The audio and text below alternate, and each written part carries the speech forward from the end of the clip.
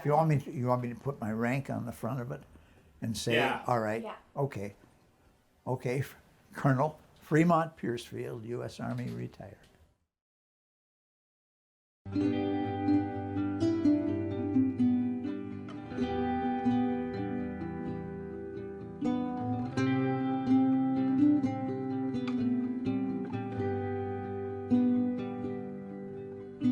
What else could the ocean be?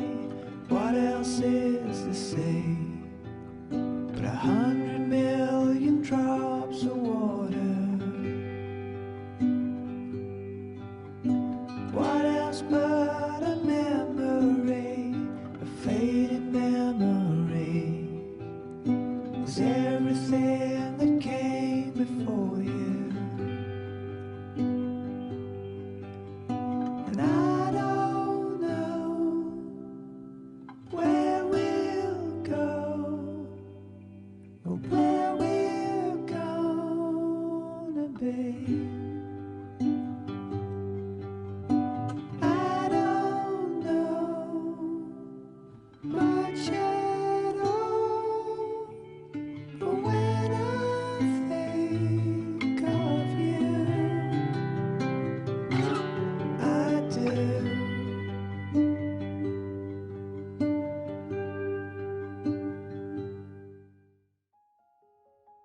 And my mother passed away at a very early age. I think I was 12 and I was the oldest. My dad couldn't handle all 5 of us together, so he enrolled me in a boarding school that I stayed for a couple of years. And then my mother's twin sister took the other 4 children to Rockford and pretty much raised them. My first year of high school, it was like any new thing. You met kids and we traveled back and forth by bus or hitchhiked, whichever was more convenient. Well, I think I experienced boot camp when I went away to this academy. Glenwood Academy was now called. We did close order drill, and they say we had manuals of arms, and we marched wherever the formation was between places. I went to Fort Hood, Texas, where I did basic training. Down there, I remember the first week that we were in barracks, and we were kids from all over the Midwest. In those days, people didn't travel distances from home. And so you'd wake up at night that first week and you'd hear the boys sobbing because they were homesick. And that lasted maybe a week or 2, and then they finally grew into their new environment. My first overseas experience was during World War II, and I was sent to the West Coast as a replacement to go to the Pacific. The war was still on in the Pacific. It had just ended in Europe. And so we were on troop ships, a bunch of guys from different places put together, but it was well controlled and managed, as you can imagine, with, say, several hundred boys on a troop ship headed for someplace. And we stopped at an island out in the mid-Pacific on our way, and then where we finally landed was in Manila in the Philippines. And the war there was letting down. The Japanese were still in contact with us. They were still fighting, but that wasn't any immediate threat. And it was there, I think, that that I was assigned to the 1st Cavalry Division and the 5th Regiment, and that was where I started my formal military experience. Now, I served a year and a half in Japan as occupation troops. We landed, the ship that I was on was going up to land troops in Japan, and we recognized that the sky was full of planes and there were ships all over. And our ship went into Yokohama Harbor Bay, and we waited there until the surrender was signed on the battleship Missouri. That was the battleship, we could see it was quite a ways away, but then our troops got into landing craft get ready to, circled around, getting ready for the signal to go ahead and land. And we were so certain that there wasn't going to be any combat there that the troops went ashore in khakis rather than fatigues. And steel, didn't have steel helmets on, I think, but we had the plastic helmet liners that they went in on. Yeah. Oh no, well I went on from this unit. As the old timers went home, which was soon after we got to Japan, then new people came in, and I was one of the new people. It wasn't too long before I went from private to sergeant, and then pretty soon I took over the job of the guy that was my mentor, and I became a staff sergeant, which was 3 up and 1 down stripes. And then I was involved in operations in the headquarters. So I was called the operations sergeant, was my title. And so anything that the troops were expected to do, my job I had a couple of officers there, we kind of planned how we would get from this point to that point and what they were going to do at that point. Ship back to the States. There was a mining engineering school that some of my uncle's brothers had gone there. And I thought, well, that would be nice. It's not too far from Rockford either.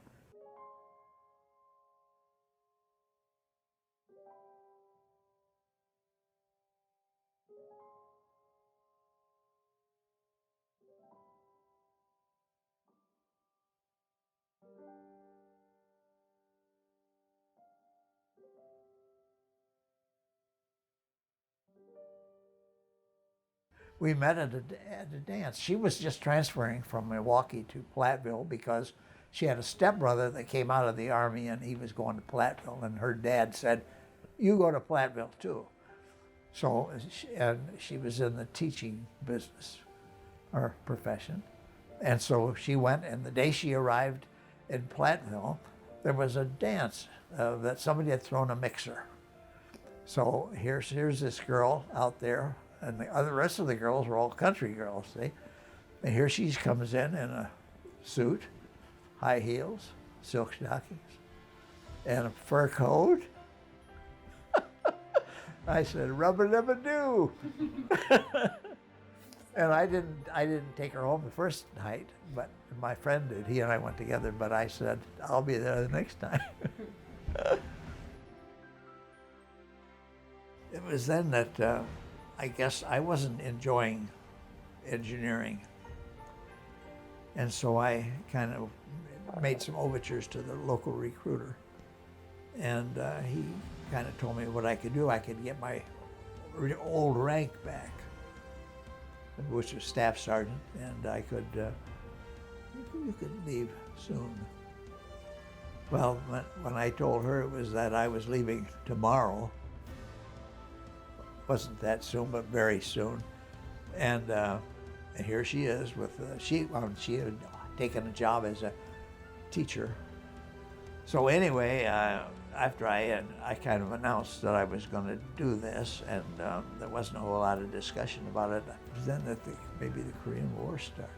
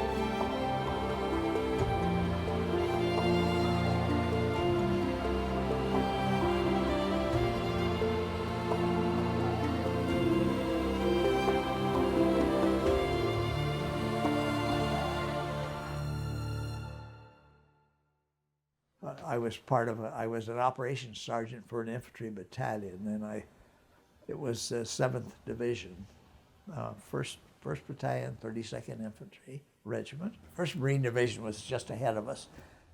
With their goal was to free Seoul.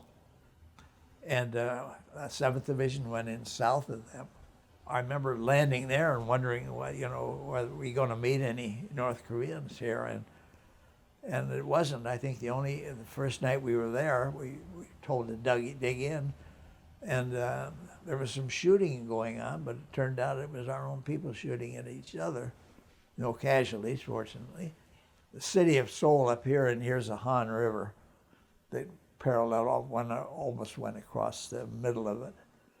And so the Marines were on the left side, or on the Seoul of the city side, and they were freeing the city, and with not a lot of opposition. And 7th Division was told to just, parallel that so that the North Koreans in the south wouldn't interfere with that. And as it turned out, they were so lucky, but we weren't able to stop the North Koreans from going north, or the North Koreans from going north home. And so eventually MacArthur had such good luck landing at Incheon that he decided to take the same 2 units or 3 units, put them on ships down south, and make a run way up into North Korea. There we had Thanksgiving there, and we had Thanksgiving dinner with all the things. They had fresh, turkey, the whole smear, mashed potatoes, everything.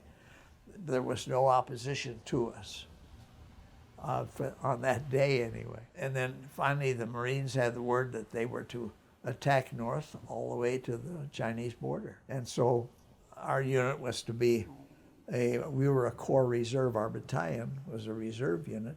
We were attached to the 1st Marine Division. They had a slogan, and home by Christmas, see?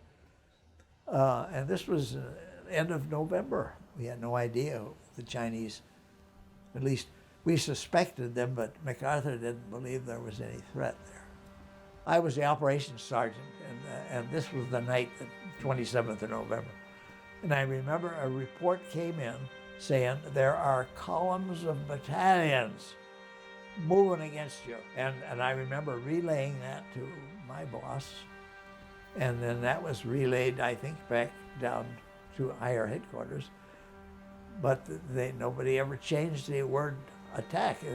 MacArthur wanted us to be on that Chinese frontier.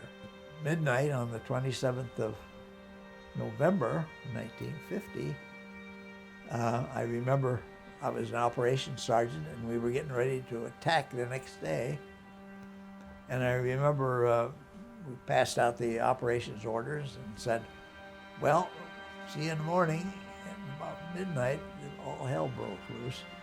And what they did, the Chinese attacked in great numbers. And we could only, I remember getting up and going to the tent where was the headquarters then. It was all temporary. And saying, what's going on? And they told me, well, they attacked A Company, which is straddling the road over here, and in such force that they had killed or had wounded. They had 100 casualties, and plus the company commander was killed. And so they were sending a couple of, we had operations people here, officers. So one of them, a captain, and the sergeant major of the battalion went on up the road to help out the best they could. They were both killed en route. The enemy was all around us. I remember the next morning, and nothing happened much that night in where we were, but the next morning, the major that I worked for said, Piercefield, go back down into the trains, and that's where they had all the supply units and so on, and motor pools and stuff, and said, pick up some people that don't have anything, like cooks and bakers and things like that. Go up on this hill behind us here. I don't think there's anybody up there. And here the Chinese were all around. And so, yes, sir. So I went down and picked up some of these guys. Most of them hadn't fired their rifles in a long time, but we went on up the hill, and it was quite a bit of snow there, so it was a little difficult walking. But we got up on the top of the hill, nobody there. And so I remembered from my maps that I had prepared for the other people that we should have a company coming on our left. I was up here facing south, a company over here that we should, well, I thought, let's go south then, or let's go follow this ridge line to the east. And all of a sudden, the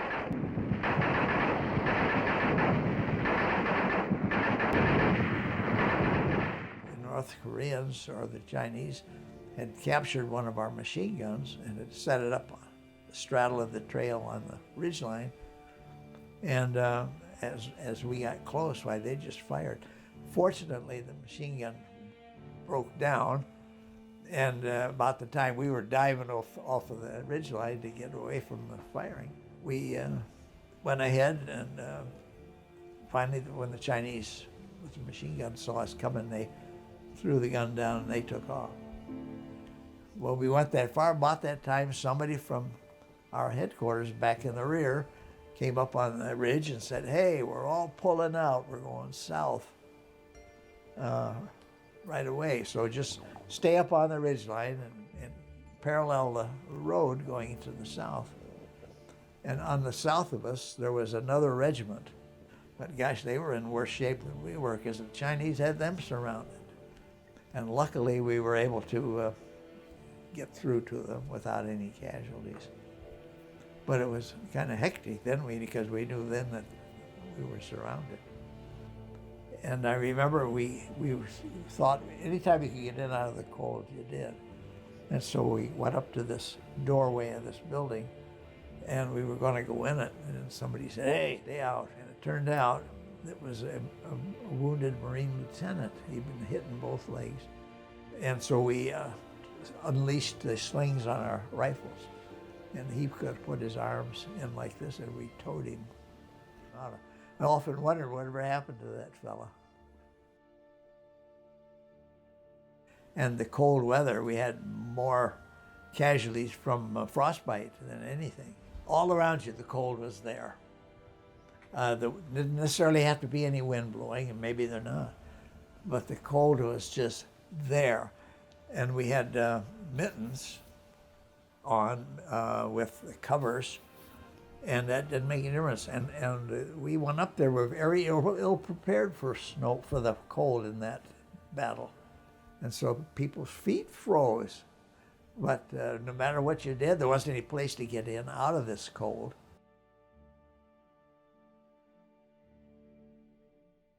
Once we had my unit and the unit to the south of us, we finally joined.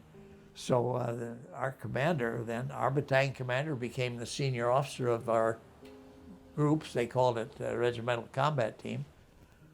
That he said, "Well, I guess high noon tomorrow we're going to start south. We're going to have to fight our way out of here. There's no relief coming for us." And so we got all ready to go, and units were formed up, and we had many wounded and casualties, dead. They took the dead out with them too. And so we loaded all the trucks and lined them up and headed south. They had our battalion, I think, was the attack battalion going south. And here we were going down this road. Over here was the reservoir, solid ice on the surface, and then hills, snow-packed hills on either side too. And well, we knew where we were headed for. The name of the place was Hagaruri, and that was where the Marines had their headquarters. So if we could get that far, we at least save our own lives. So we started off down this road at 12 high noon, very slow going, and of course the Chinese would take a shot. Hard to keep drivers behind those vehicles because they were targets.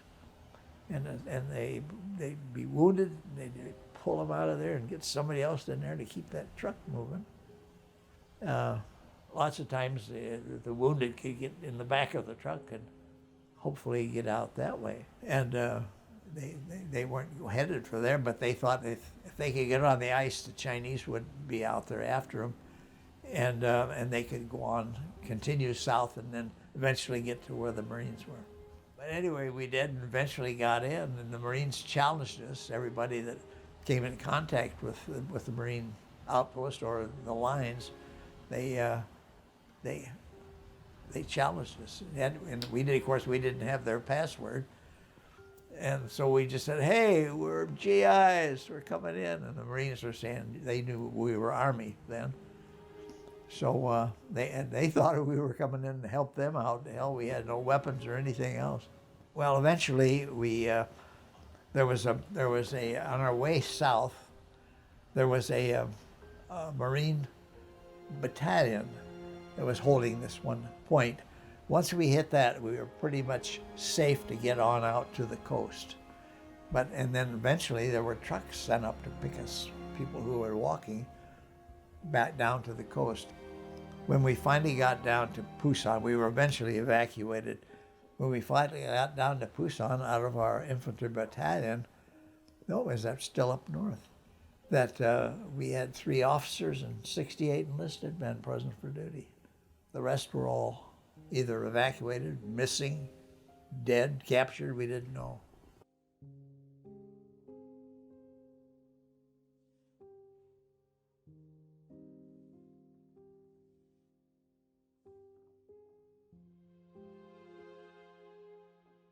But coming back from the war was a bit different. Yeah, and you're there again. You got off the train. You like you came home the first time, but I had a wife then and a youngster, and was looking forward to that.